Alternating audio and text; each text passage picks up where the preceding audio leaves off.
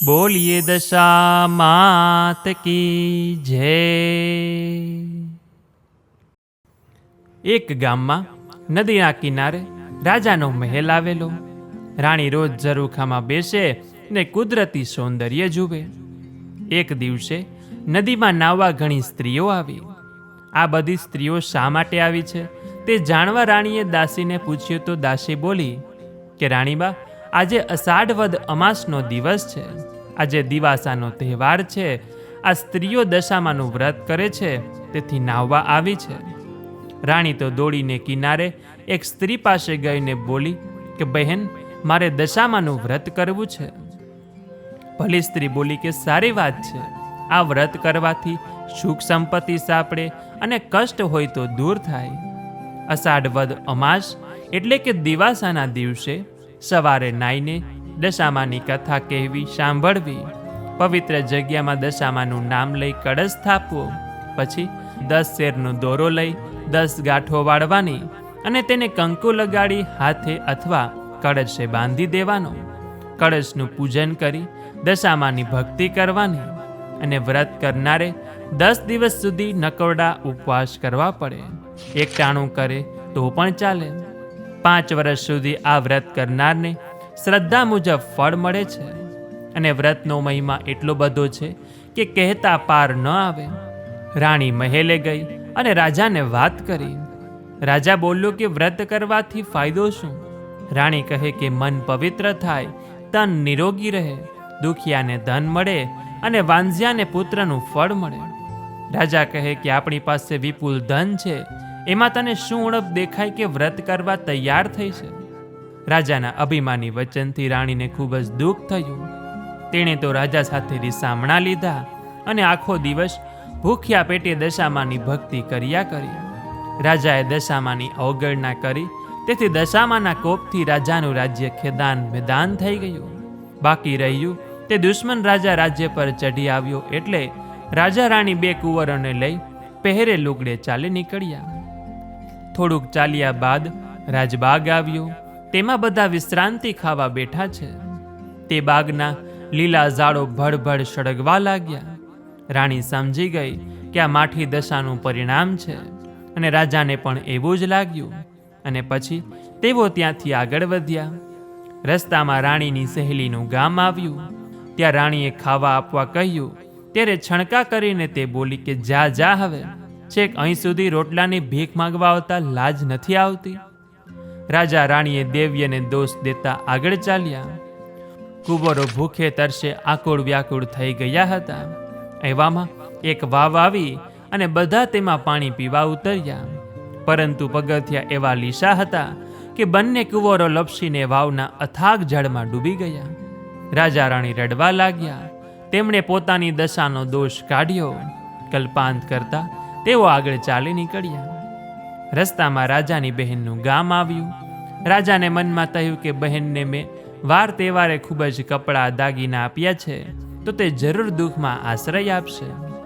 રાજાએ ગામના પાદરેથી એક ગોવાળ સાથે બહેનને ઘેર પોતાના આગમનના ખબર કહેવડાવ્યા। બહેને સંદેશો સાંભળ્યો।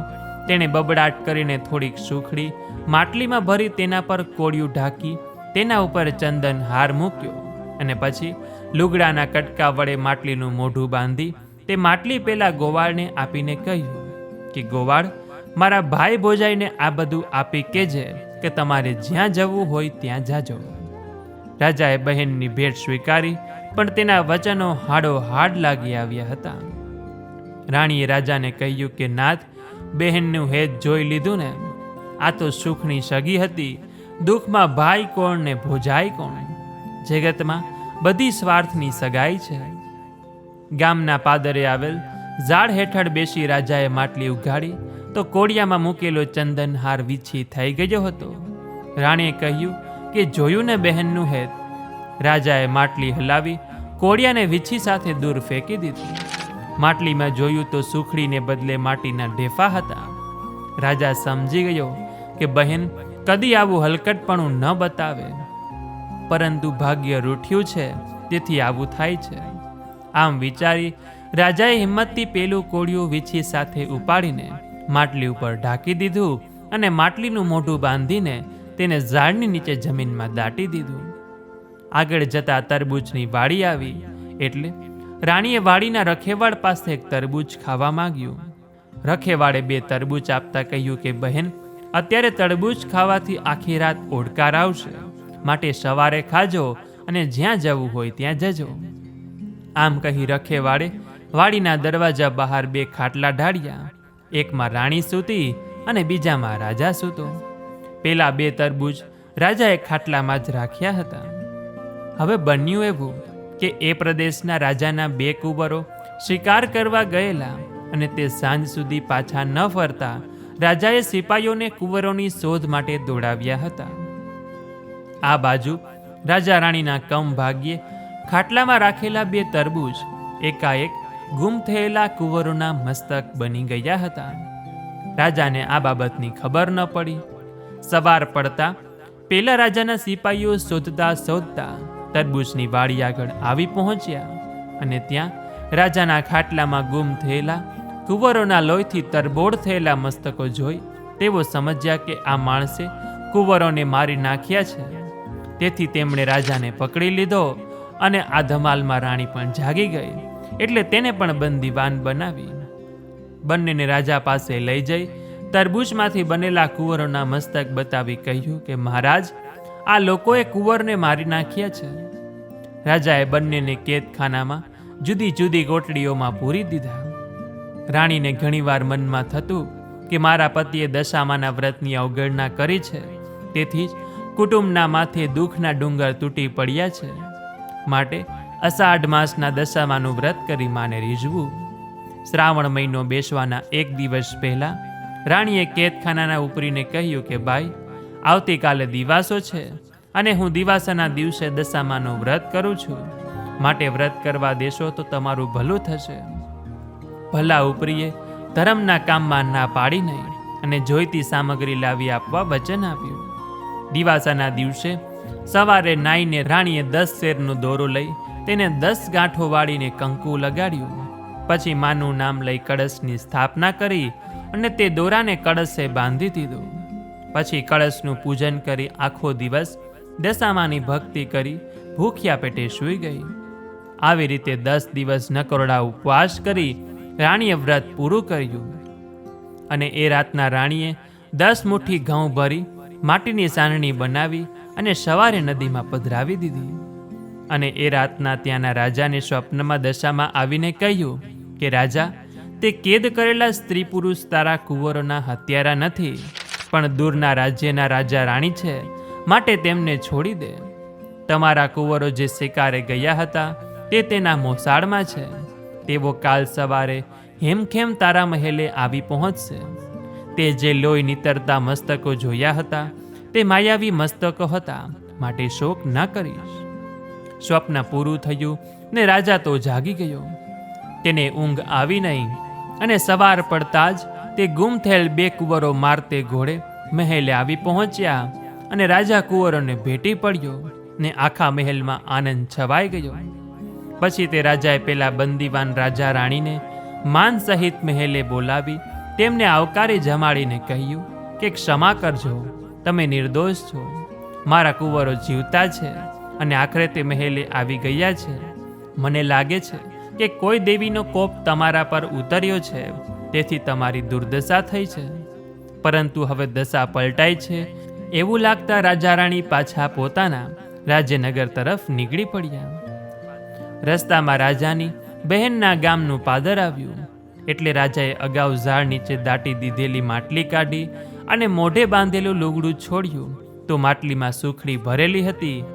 તે બંનેએ ખાધી અને પછી કહ્યું કે નાથ, હવે આપણી વેળા વળી છે, માટે ધીમે ધીમે સર્વે સારાવાના થશે.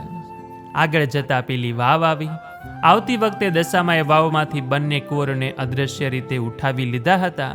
તે રાજા રાણીને પાછા સોંપવા દશામાં ડોશી બની બંને કુંવરોને આંગળીએ વળગાડીને રાજા રાણી પાસે આવી કહેવા લાગ્યા કે વટે માર્ગુઓ, કે આ કોઈના રૂપાળા છોકરા ભૂલા પડ્યા છે, તો તમે તેમને લઈ જાઓ. રાજા રાણી પોતાના કુંવરને ઓળખી ગયા અને ચતુર રાણી દશામાને ઓળખી ગઈ. દશામાએ કહ્યું કે તારા પતિએ મારા વ્રતની અવગણના કરી, તેથી તમારી માઠી દશા બેઠી હતી. મારા વ્રતનું તમને પારખું થઈ ગયું છે, એટલે તમે મારા વ્રતનો મહિમા સર્વેને સમજાવજો. વ્રત કરનાર જરૂર સુખી થશે. રાજા રાણી અને કુંવરોએ દશામાને નમન કર્યું અને તે આશીર્વાદ આપી અંતર ધ્યાન થઈ ગયા. આગળ ચાલતા રાણીની સહેલીનું ગામ આવ્યું, તો સહેલીએ બધાને આવકાર આપ્યો અને થોડા દિવસ પોતાને ઘેર રોકાઈ જવા ભાવપૂર્વક કહ્યું. રાણી બોલી કે બહેન, હવે અમારી દશા સુધરી ગઈ. ખરાબ દશા હતી ત્યારે મને ભિખારણ કહી હતી, માટે બહેન તારે ત્યાં મેં કંગાળ શોભીએ નહીં. ત્યાંથી નીકળી બધા રાજબાગ આગળ આવ્યા, તો બાગમાં બધા ઝાડો સુકાઈ ગયેલા હતા. ઠેર ઠેર સુકાઈને ખરી પડેલા પાંદડાના ઢગલા પડ્યા હતા. પણ બધા બાગમાં દાખલ થયા તો સાથે જ બાગ લીલોછમ બની ગયો. અને આ જોઈ રાણીએ રાજાને કહ્યું કે જોયું ને, આપણી દશા ફરી, એટલે આપણે જ્યાં જઈએ ત્યાં વધાવી લેવામાં આવે છે. માળીએ આખા ગામમાં સમાચાર ફેલાવ્યા, એટલે પ્રજામાં હર્ષ વાપી ગયો અને બધા બાગ આગળ આવ્યા. દુશ્મન રાજા જેણે આ રાજાનું રાજ્ય પચાવી પાડ્યું હતું, તે આ રાજ્યનો કબજો લીધા પછી બહુ હેરાન થઈ ગયો હતો. તેથી તે અસલ રાજાને રાજ્ય પાછું સોંપવા માગતો હતો. તે પણ ખબર મળતા રસાલા સાથે રાજબાગમાં આવ્યો અને પોતાની ભૂલ કબૂલ કરી રાજાને તેનું રાજ્ય સંભાળી લેવા કહ્યું.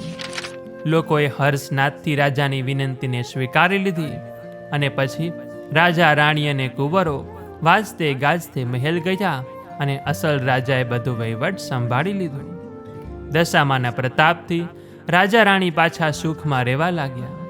રાણી દર વર્ષે દિવાસાના દિવસે દશામાનું વ્રત શરૂ કરતી.